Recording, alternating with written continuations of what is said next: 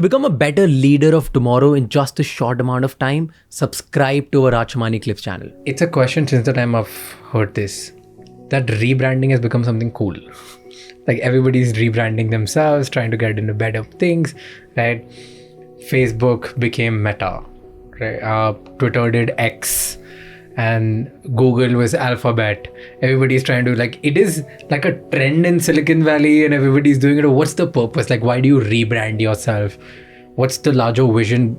Because it was great, right? Like, people know you. People know you by the name of Facebook. And I'm sure even today, now that obviously Meta has been super successful in changing the name very quickly, but I genuinely believe there are far majority of people who still know you as per Facebook, not as Meta. So it's time consuming, it's expensive. It's like, again, you have to take a mind share of people. Why do rebranding at first?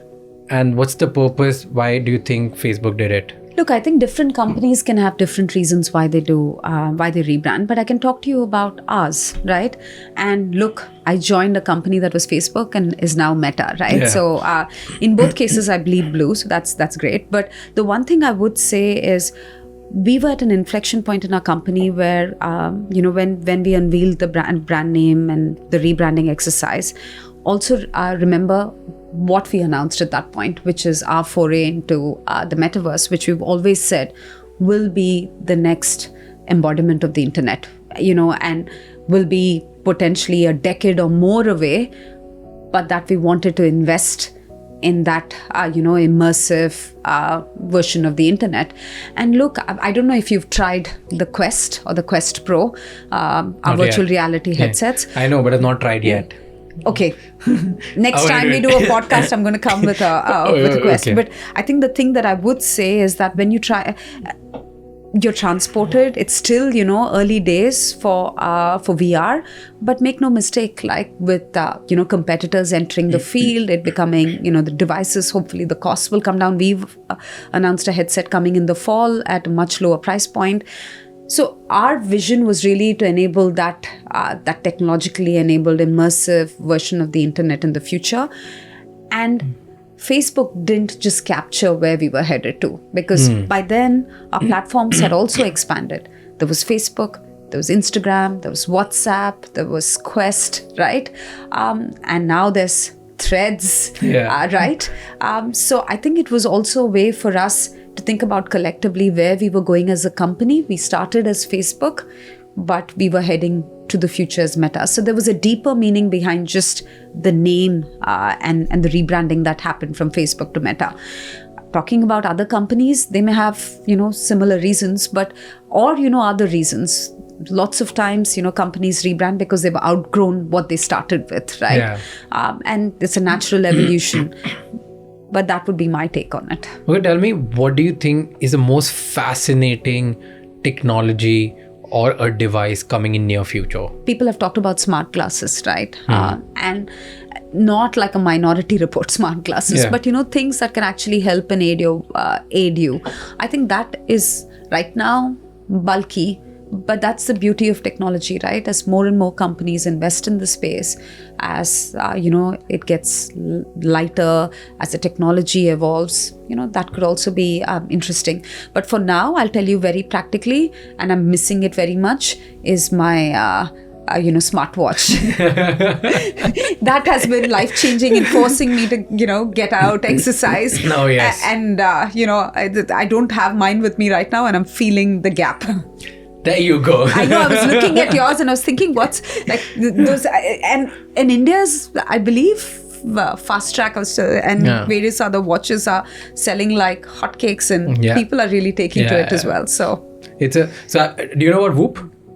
Yes, I've heard of Whoop. Right, you've heard of Whoop. So Whoop, it's not available in India right now. So I saw it in one of the other podcasts by someone, and I just found it fascinating. I started searching about it more, and I ordered it. And then I ordered it because I saw one of my podcasters, like guests. There was Cars 24's founder, Vikram. He was wearing it. And it looks super cool. I'm like, and I try to understand, what does it do, this and that.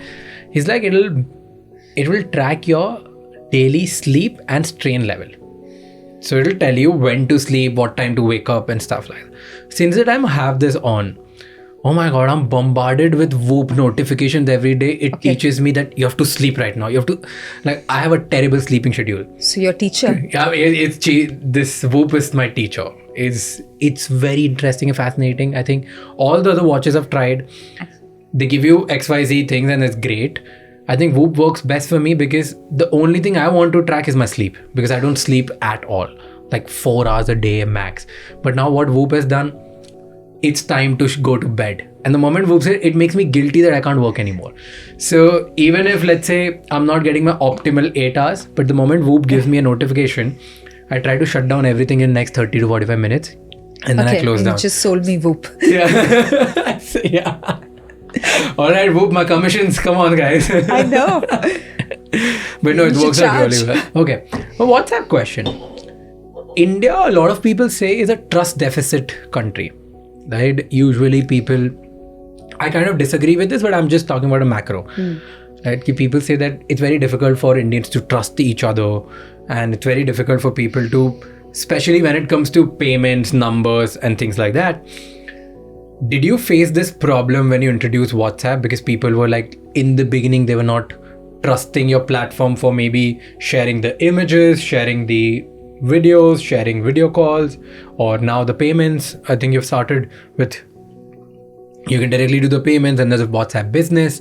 There are multiple things. So there's a whole ecosystem of WhatsApp business that's going on, and a lot of privacy as well. Did you face that problem in India, like a trust deficit problem?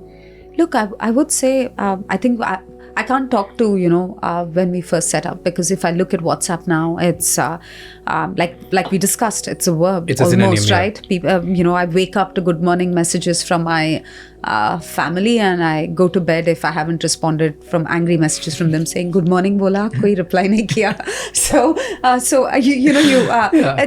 I feel like it's in the fabric of, I would wager a bet that most people that use a messaging platform of some sort may also use WhatsApp, along with the others that are out there.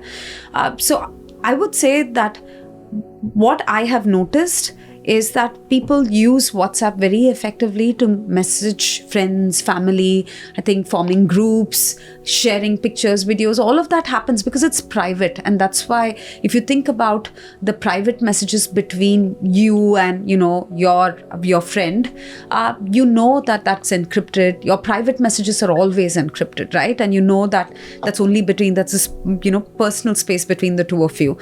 So I think that's helped a lot in terms of our focus on privacy and not breaking that encryption when two people talk to each other, especially when it's family or friends. I think the second part that I think, what I've seen at least, is how comfortable Indians are in talking to a business. Right? So it's this could be a Kirana store person sending a message. It could be from their personal account, or they've downloaded the WhatsApp business app, that SMB app, which is free for everyone to use. But sending the catalog, getting list ready, taking appointments, all of that, that has been a pretty big surprise to me since I moved here, like how much is actually happening on WhatsApp. I myself, right, use WhatsApp to, I probably discover a ton on Instagram, and sometimes I'll buy on Instagram messaging as well. But a lot of the action has also moved to WhatsApp for me, from Instagram to WhatsApp. The other bit that I've seen is also it helps when, large businesses use WhatsApp to further their services. So think your banks. Probably I activated my card using WhatsApp. I get my statement balances on WhatsApp. Farmers, use HDFC Ergo to buy insurance from villages. So it's almost like as more movie tickets through WhatsApp. Movie tickets. And I think during the time of COVID, if I'm not, when MyGov launched the chatbot, 80 million Indians, which is 8 crore Indians, actually used the chatbot to get information on COVID, because you needed a place to get reliable information, and where better than the government, right, to through MyGov. And 30 million people downloaded vaccination certificates. So as people are building more and more innovative experiences, as businesses are building more and more innovative experiences, I think people's trust factor obviously keeps going up, because more than trust, do you find value? in the platform, right? Either in terms of the connections you're making, the discoveries that you're making, like you've discovered a creator, which is Raj, like talking to all the CPG distributor network, right? People took to you because you had something important and interesting and useful to share. So as long as the platform can continue to do that, and that's powered by community, that's not us, right? We can provide the tools and the platform. I think, we'll have a place in people's hearts. Thank you so much for watching this clip till the end. For more such amazing, insightful clips, please subscribe to our channel.